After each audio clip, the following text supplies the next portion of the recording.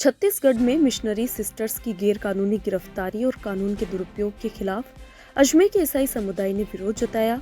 मंगलवार को समुदाय के प्रतिनिधियों ने जिला कलेक्टर कार्यालय पहुंचकर भारत के राष्ट्रपति के नाम कलेक्टर को ज्ञापन सौंपा, जिसमें निर्दोष सिस्टर्स की तत्काल रिहाई की मांग की गई है।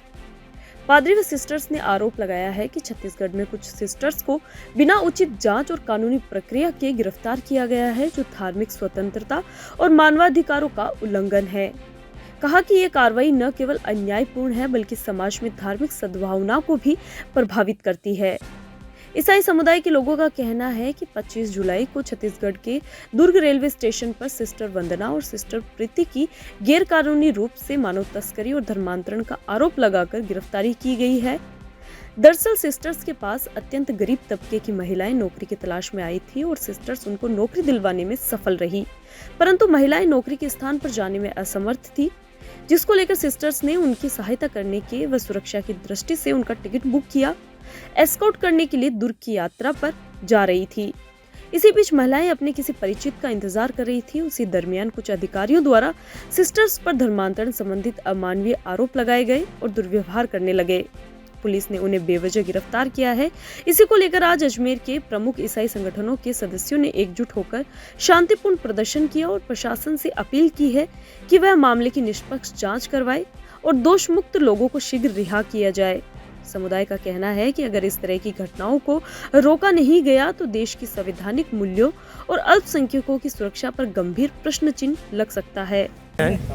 आज हम सभी ईसाई समुदाय के लोग अजमेर के मेमोरेंडम देने आए, ज्ञापन देने आए हैं राष्ट्रपति के नाम पर, प्रधानमंत्री के नाम पर और छत्तीसगढ़ के जो चीफ मिनिस्टर हैं उनके नाम पर, कि जो अमानवीय घटना हमारी सिस्टर्स के साथ में, नन्स के साथ में हुई है, दुर्ग में उनको रोका गया। उनके पास टिकट थे और लड़कियों के पास भी टिकट थे, लड़के के पास भी टिकट थे, फिर भी उनको रोका गया। किस आधार पर रोका गया?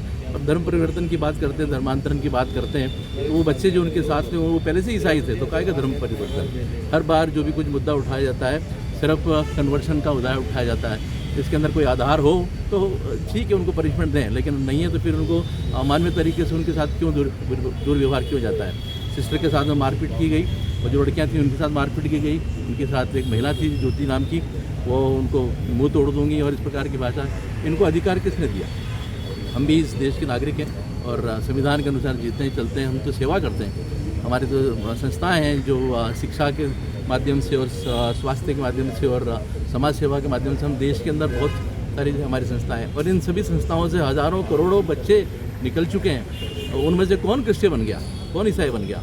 हमारे बहुत से मिनिस्टर्स हैं, IAS हैं जो आज हमारे देश के अंदर सेवा दे रहे हैं, हमारी संस्थाओं से निकल के गए। हम ज्ञापन इसीलिए देना आए कि हमारी जो सिस्टर्स हैं उनके साथ में न्याय हो और उनको अभी तक जेल में रखा गया है। कृपा करके हम हमारे प्रधानमंत्री से, हमारे जो चीफ मिनिस्टर हैं छत्तीसगढ़ के और हमारी सरकार से ये निवेदन करते हैं कि उनको जल्दी से जल्दी जेल से रिहा किया जाए और उनके साथ जो हमेशा राष्ट्र की सेवा के लिए आगे आया है, भले ही वो पढ़ाई के मामले में हो या स्वास्थ्य के मामले में हो।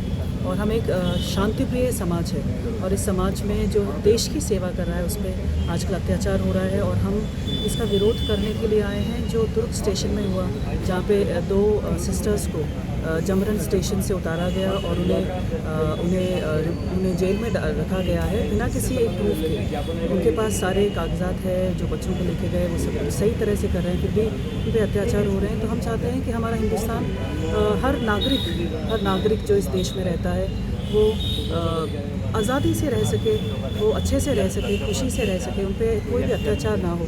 तो विशेषकर किसी भी माइनॉरिटी सिटीजन्स पे कोई भी अत्याचार ना हो और सब शांति से रहे, प्रेम से रहे। इसी कामना के साथ और इसी प्रार्थना के साथ आज हम कलेक्टर से मिलने आए थे और अपना ज्ञापन देने आए थे।